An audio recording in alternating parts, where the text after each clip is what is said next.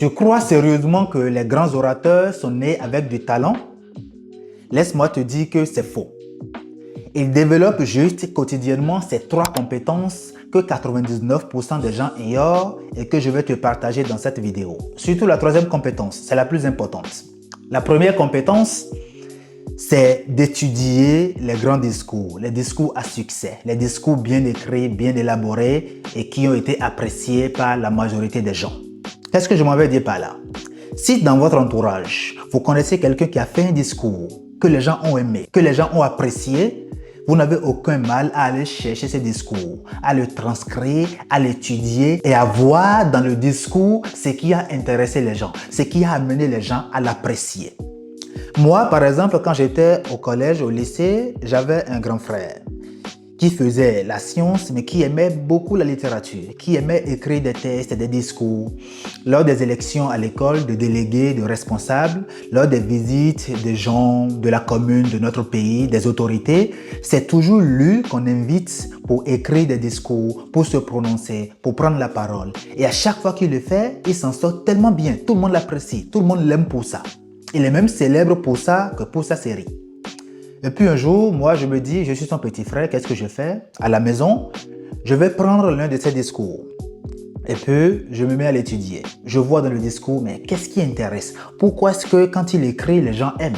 Et j'ai fini par comprendre que ce monsieur, mon grand frère bien évidemment, il va se reconnaître s'il voit cette vidéo, sait agencer plusieurs éléments dans un même discours, à savoir les figures de style, la tonalité, les émotions. En fait, il sait mettre les bons mots sur les situations en utilisant surtout la bonne tonalité. Et ces trois conditions réunies lui permettent d'écrire des textes tellement impactants que lorsqu'il prononce ses discours, on a l'impression d'être devant un grand président qui vient faire son investiture.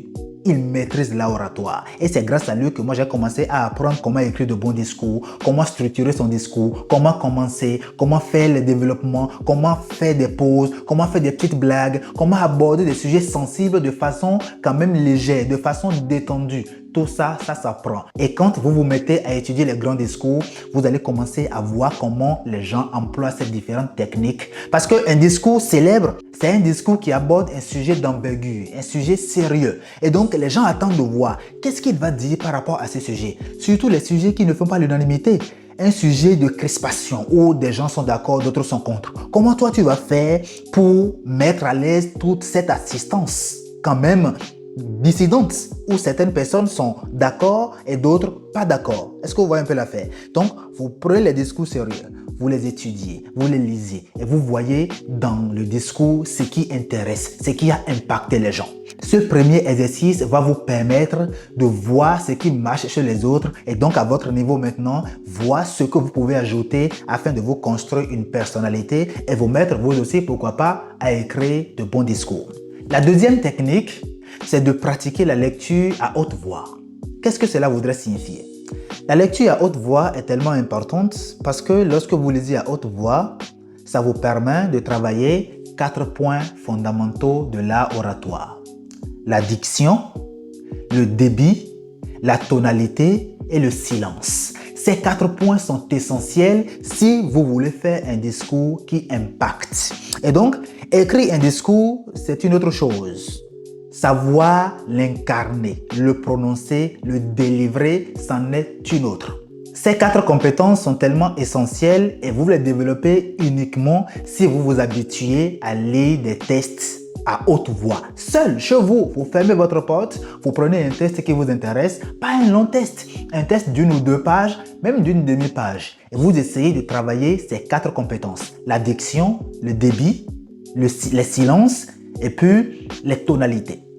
Moi, par exemple, dernièrement, le dernier texte que j'ai parcourisé, d'ailleurs, je n'étais pas parti pour le parcouriser. C'est un poème de Victor Hugo intitulé « Le mot ». Et je voulais juste appliquer ces 4 exercices, développer ces 4 critères en le lisant. Et puis à la fin, je me rends compte que j'ai gardé le poème. Je vais essayer de vous le déclamer et en même temps jouer ces 4 notions dont je viens de vous parler. C'est-à-dire le débit, la tonalité, les silences et surtout la diction. Donc, vous essayez de suivre avec moi et de voir dans quelle mesure j'ai respecté ces 4 critères. Je ne suis pas à 100% bien. Je suis en train de travailler encore. Et c'est pour ça que je partage aussi mes aventures avec vous. Alors, le poème s'intitule « Le mot ». C'est à Victor Hugo, écrit vers la fin du 19e siècle. Braves gens, prenez garde aux choses que vous dites. Tout peut sortir d'un mot qu'en partant vous perdites. Tout, la haine et le deuil. Et ne m'objectez pas que vos amis sont sûrs et que vous parlez bas. Écoutez bien ceci. Tête à tête, en pantoufles, porte close, chevaux, sans un témoin qui souffle. Vous dites à l'oreille du plus mystérieux de vos amis de cœur. Ou si vous aimez mieux, vous murmurez tout seul, croyant presque vous taire. Dans le fond d'une cave, à 30 pieds sous terre, un mot désagréable à quelque individu. Ce mot que vous croyez qu'on n'a pas entendu, que vous disiez si bas dans un lieu sourd et sombre, court à peine lâché, part, bondit, sort de l'ombre, tenez, il est dehors, il connaît son chemin, il marche, il a 2 pieds, un bâton à la main, de bons souliers ferrés, un passeport en règle. Au besoin, il prendrait des ailes, tel un aigle, il vous échappe. Il fuit. Rien ne l'arrêtera. Il suit le quai, franchit la place, etc., passe l'eau sans bateau pendant la saison de creux et va tout à travers un dédale de rue, droit chez les citoyens dont vous avez parlé.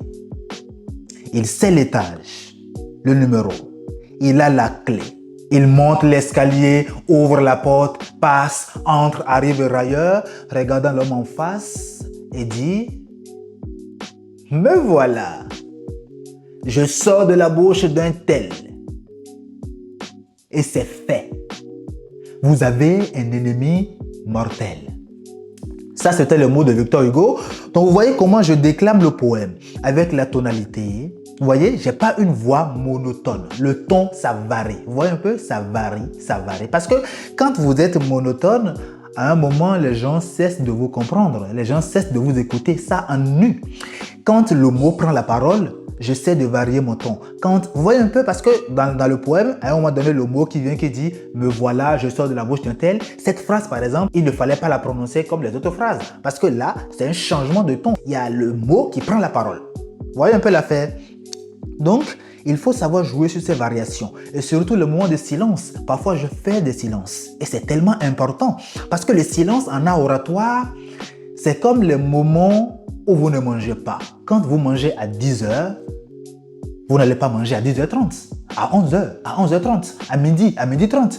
Vous allez avoir un ventre tellement ballonné qu'il va éclater. Vos organes à l'intérieur vont être fatigués et vous allez vous mettre à vomir. Parce que vous accumulez tellement de choses que votre organisme ne sait plus quoi travailler. Donc à un moment donné, il commence à rejeter les surplus. Parce que non, c'est trop pour lui. Quand vous mangez à 10 h, vous attendez et vous mangez à 15 h. Et après, la nuit, puis vous dormez. Ce temps d'espace entre 10 h et 15 h, c'est un exemple, ça permet à votre organisme de digérer ce que vous avez mangé. Et c'est exactement pareil quand il s'agit de la prise de parole en public. Quand vous parlez devant les gens, il faut observer des moments de silence. Des moments de silence qui permettent à votre assistance de digérer ce que vous avez dit. Parce que pendant ces moments qui ne durent pas longtemps, 3 à 5 secondes, il y a quelqu'un dans le public qui a maintenant compris aisément ce que vous aviez dit 20 secondes plus tôt, ce que vous aviez dit 1 minute plus tôt. Et là, il dit, ah, vous voyez les gens acquiescer pendant que vous gardez le silence. Ils viennent de digérer ce que vous avez dit et maintenant sont prêts à vous voir rebondir sur la suite. Et en même temps, vous aussi, à votre niveau, ça vous permet de faire la somme rapidement de ce que vous avez dit, de voir où est-ce que vous en êtes et de savoir rebondir de plus belle afin de continuer à garder votre public en haleine, à tenir votre assistance en haleine. C'est comme ça que vous réussissez à rester captivant du début jusqu'à la fin de votre prise de parole, peu importe le temps que ça dure. Donc, les moments de silence, la tonalité, le débit également. Faut pas être monotone. Il faut savoir monter, il faut savoir descendre. C'est très important. Ça donne vie à votre test. Votre test vit. On voit les émotions que le test pourrait créer. Ah ouais, ici ça augmente, ici ça descend. Et cette façon de monter, de descendre, ça agit directement de façon magnétique sur votre public. Ils sont scotchés, ils sont intéressés, ils veulent voir où est-ce qu'il veut aller. Il est tellement intéressant. C'est comme ça que vous réussissez à intéresser les gens. Et ça, vous le travaillez uniquement chez vous à la maison. Bien évidemment, le poème que je viens de déclamer, on peut le déclamer 1000 fois mieux que ce que j'ai fait. Je continue à travailler dessus d'ailleurs. Mais c'est l'une des façons les plus belles de le déclamer.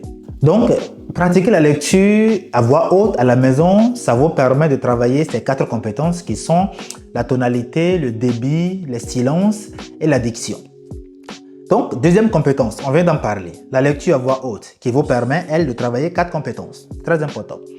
La dernière chose à faire, c'est d'accepter sa particularité. Je répète, accepter sa particularité. Et ça, les gens n'en parlent pas souvent.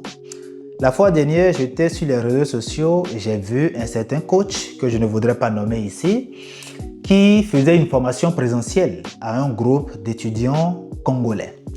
Et un élève prend la parole et commence à parler. Il dit je n'ai pas compris, mais il a employé le mot grandeur, la grandeur de votre attention, quelque chose comme ça. Je vous remercie pour la grandeur de votre attention. Et puis le Congolais, il prononce la grandeur de votre attention. Je vous remercie pour la grandeur de votre attention.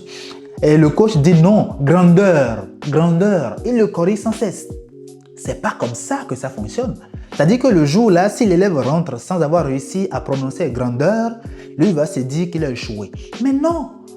Comment est-ce que vous voulez que tout le monde prononce le mot grandeur de la même façon? Même si l'encyclopédie française a identifié une façon précise de prononcer ce mot, tout le monde n'est pas français d'origine. Tous ceux qui parlent le français ne sont pas français. Et la France n'a pas intérêt à ce que ceux qui parlent le français soient uniquement d'origine française. Autrement, le français ne serait parlé que par 117 millions de personnes, c'est-à-dire la population de la France. Un point tiré. Non, le Congolais qui parle le français a un problème de base. C'est pas un problème, a une particularité de base. C'est-à-dire, d'un point de vue socio-linguistique, le français n'est pas sa langue natale. Il est né, il a commencé déjà à parler quoi? Le lingala ou le swahili, je ne sais quoi. Et quand il grandit maintenant, il va à l'école et c'est là-bas qu'on lui apprend le français. Mais n'oubliez pas que les neurones, les cordes vocales de cette personne ont été entraînées à sa naissance par les accents du lingala. Et en lingala, je pense qu'il n'y a pas le son heure. Il n'y a pas ça en lingala. Je ne parle pas le lingala, mais j'écoute beaucoup de chansons en lingala. J'entends beaucoup les gens parler le lingala. C'est une langue que j'aime beaucoup. Et quand j'entends les gens parler cette langue, la plupart du temps où il faut dire heure, ils disent R. Donc j'ai fini par comprendre que le son heure n'existe pas en lingala. S'il y a des Congolais qui suivent cette vidéo, ils peuvent le témoigner. Le son heure n'existe pas en lingala. Donc un Congolais qui parle le lingala d'origine ne va jamais, en tout cas, sauf s'il s'entraîne beaucoup et c'est inutile pour moi, réussir à dire grandeur. Il va toujours dire grandeur, grandeur. Et pour moi, ça sonne bien. Il faut comprendre qu'il est du Congo, il est congolais, il parle le lingala et puis il parle le français et son accent de lingala impacte la langue qu'il parle. Tout le monde comprend ça. C'est ça qui fait qu'aujourd'hui en Europe, quand nous rencontrons un Congolais qui parle, on sait qu'il vient du Congo. Quand tu rencontres un Béninois comme moi, tu sais que je viens du Bénin. Ainsi de suite. Chacun parle la langue française en étant sous l'influence des accents de sa langue d'origine. Quand un Sénégalais parle, on sait qu'il parle le Wolof de base. Ousmane Sonko ne va jamais réussir à parler comme Emmanuel Macron. Il ne faut pas qu'on se trompe. Et ça dit que quand Ousmane Sonko parle, on n'a pas envie de l'écouter. Non, ça ne fait pas de lui un mauvais orateur. Bien au contraire, on sait que c'est un très grand orateur. Et pour moi, même plus grand orateur que Emmanuel Macron. Parce qu'il parle le français et l'accent du Wolof fait que ce français qu'il parle sonne tellement bien, tellement intéressant d'un point de vue des tenues de langage que moi j'ai plus envie d'écouter Sonko parler. Je ne parle pas du fond du discours mais de la forme. J'ai plus envie d'écouter Sonko parler que d'écouter Emmanuel Macron parce que là-bas j'ai quelque chose de totalement nouveau. Donc accepter sa différence. Accepter qu'on n'est pas pareil que les autres. Accepter qu'on ne va jamais réussir à parler comme un Français d'origine. Chacun a sa particularité. Ce qui intéresse dans la prise de parole en public, ce n'est pas de réussir à avoir la même prononciation, la même diction qu'un Français d'origine. C'est de réussir à avoir une diction qui puisse permettre aux autres de savoir de quoi vous parlez et surtout de mettre les émotions nécessaires dans ce que vous dites et le dire de la bonne des façons. Voilà les 3 techniques que je compte partager avec vous. Je pense qu'elles vont vous être utiles. Et si vous voulez que j'aborde d'autres thématiques liées à l'oratoire, dites-le moi en commentaire. Et déjà par rapport à cette vidéo, dites-moi ce que vous en pensez. Et abonnez-vous surtout, partagez la vidéo pour me donner de la force. Et je vous dis à la prochaine pour une autre vidéo. Merci.